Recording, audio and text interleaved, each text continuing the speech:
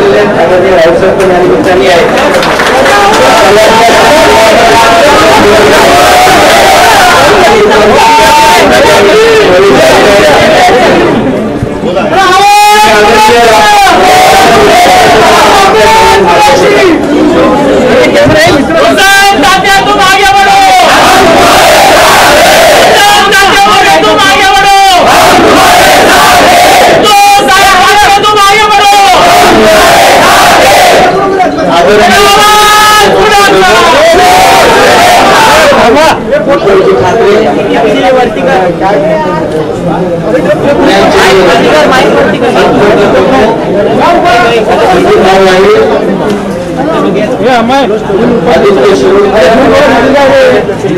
खाली गया सर्व शिवसेनेचे पदाधिकारी आणि ज्यांच्या स्वागतासाठी वसंत तात्या मोरे खूप दिवसांनी भरपूर पाऊस सुद्धा झाला आणि वसंतही फुललाय.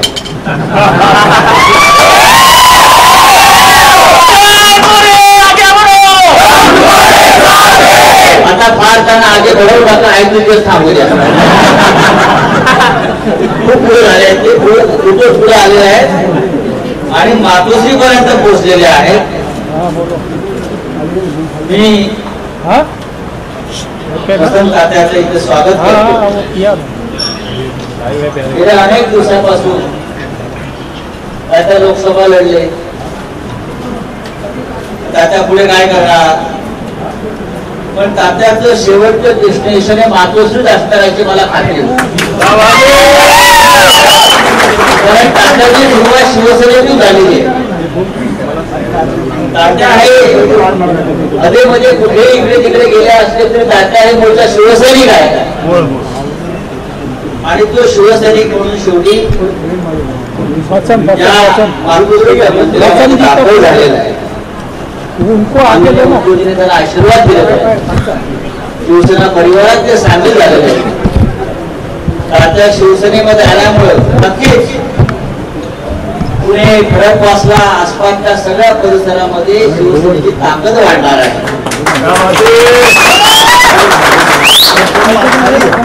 माननीय उद्धवजींना एक चांगला मजबूत असा कार्यकर्ता शिवसैनिक मिळालेला आहे आणि आपण सगळ्यांनी मिळून पुण्यातली शिवसेना अधिक पुढे नेऊया.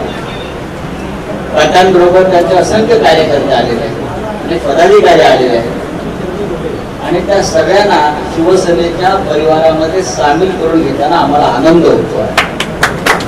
आपण सगळे स्वदेवी करत राहत असं मी मानतो.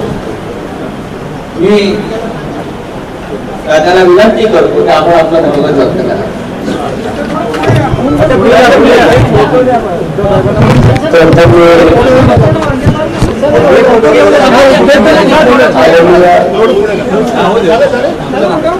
बाळासाहेब ठाकरेंना मी वंदन करतो. आयुष्यामध्ये 1992 साली पहिल्यांदा कात्रज परिसरामध्ये शिवसेनेचा शाखा प्रमुख झालो.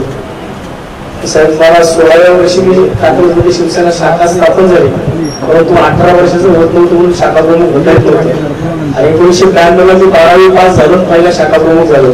तेव्हापासून वयाच्या 31व्या वर्षापर्यंत मी उपविभाग प्रमुखापर्यंत कॅन्टोन्मेंट मतदारसंघामध्ये होतो आणि मी नंतर मनसेत प्रवेश केला. परंतु साहेब आज मी पुन्हा एकदा, मला अनेक लोक म्हणतात की तात्याचा शिवसेनेमध्ये प्रवेश आहे. साहेब माझा प्रवेश नाही, मी परत एकदा शिवसेनेमध्ये आलो आणि आता या ठिकाणी जसं राऊत साहेबांनी सांगितलं, राऊत साहेबांच्या मार्गदर्शनात, आयर साहेबांच्या मार्गदर्शनात, तुमच्या आशीर्वादानुसार पुणे शहरामध्ये साहेब भविष्यामध्ये माझ्यासोबत आता 2ही शाखा शहराध्यक्ष आहेत.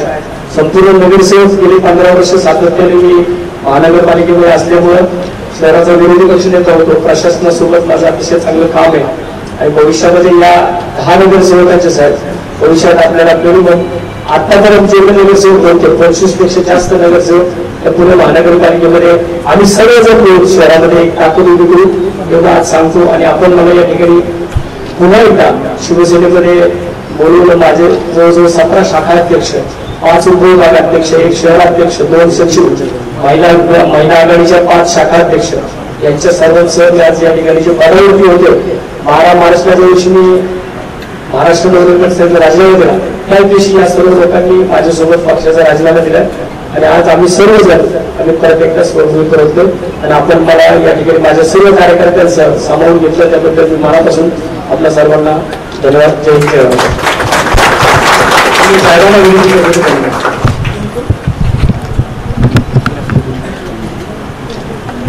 तुम्ही सर्व पहिले शिवसैनिक म्हटल्यानंतर सुरुवात काय करू बोलायला.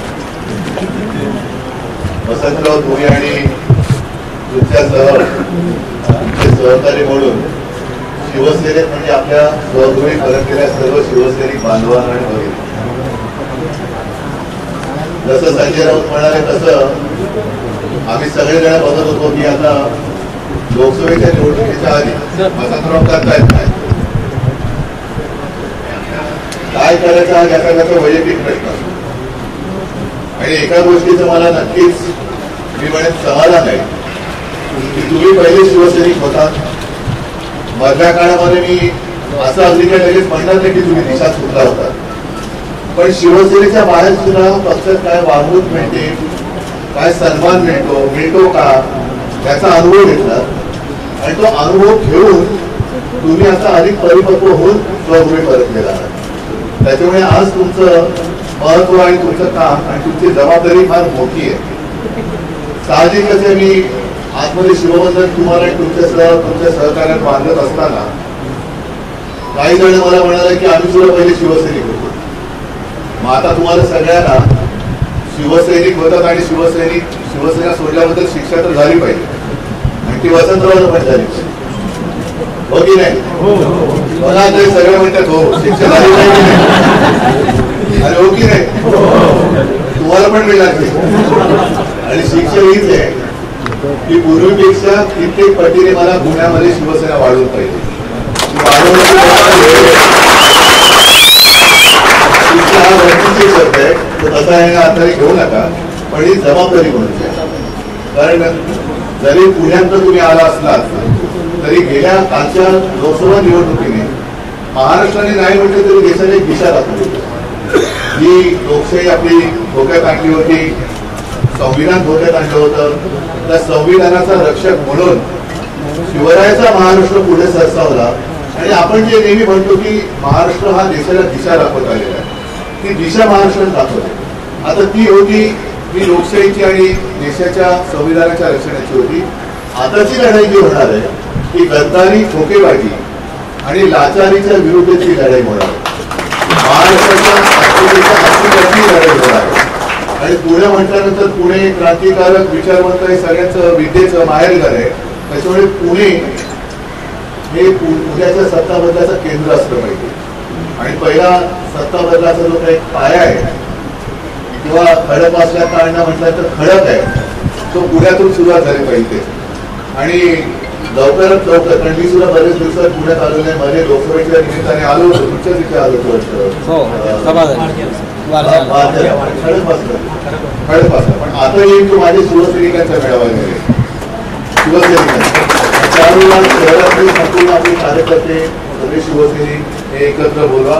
सगळ्यांसमोर मला यायचं आहे सगळ्यांच्या भेटीला यायचंच आहे पण कृत्य वसंतराव तुम्हाला आणि तुमच्या सगळ्या सहकार्यांना शिवसेनेत पुन्हा सामावून देताना मला नक्कीच आनंद होतोय आणि तुमच्या माध्यमातून शिवसेना ही आणखी कित्येक पावलं पुण्यामध्ये पुढे जाईल आणि तो जो एक काळ होता पुण्यात एका काळी आपले शिवसेनेचे 5 आमदार होते 5 आमदार होते आपले शिवसेनेचे तो काळ पुन्हा आणायचा पुन्हा पूर्णपणे शिवसेना आणि भगवामय करायचं आहे आणि तो भगवा तुम्ही सगळे मिळून तिथे सरकार मी खात्री बाळगतो शुभेच्छा देतो. जय हिंद जय महाराष्ट्र.